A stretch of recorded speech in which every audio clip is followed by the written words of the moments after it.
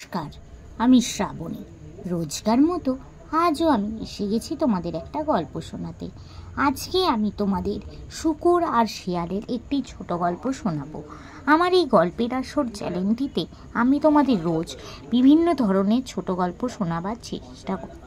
আমি যেহেতু একজন শারীরিক প্রতিবন্ধী, নিজের প্রতিবন্ধকতাকে ভুলে নিজের একটা পরিচয় তৈরি করব, সেই লক্ষ্য নিয়ে তোমাদের এই গল্প শোনানোর কাজটা শুরু করেছি। এই কাজে আমি তখনই সফল হব যখন তোমরা আমার গল্পগুলো স্কিপ না করে গিয়ে পুরোটা শুনবে, আমার চ্যানেলটা সাবস্ক্রাইব করবে, লাইক করবে, কমেন্ট করবে ও শেয়ার করে দেবে।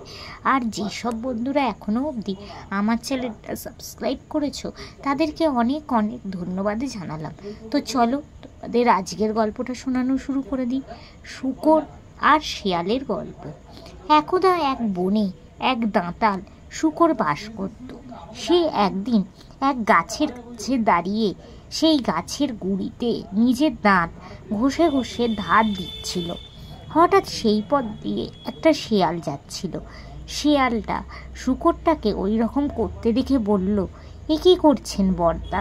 কোনো শিকারই তো আপনার পিছু নেননি, আর আশেপাশে আপনার কোনো বিপদের সম্ভাবনাও দেখছি না। তবু আপনার এই রকম দাঁতে শান দেবার কারণটা কি?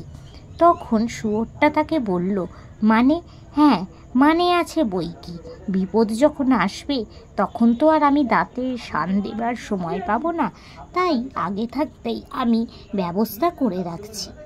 এই গল্পটি থেকে আমরা কী শিক্ষা পাই? যে বিপদ আসার আগেই তা মোকাবিলার জন্য সবসময় প্রস্তুত থাকতে হয়। নমস্কার। তো বন্ধুরা, আজকের এই ছোট গল্পটা এখানে শেষ হলো। তোমাদের যদি ভালো লাগে প্লিজ একটা লাইক করো, আমার চ্যানেলটা সাবস্ক্রাইব করো ও শেয়ার করো। আজকের মতো আমি বিদায় নিচ্ছি। আবার আমি চেষ্টা করব কালকে এরকমই একটা তোমাদের ছোট গল্প শোনাতে। আজকের মতো টাটা।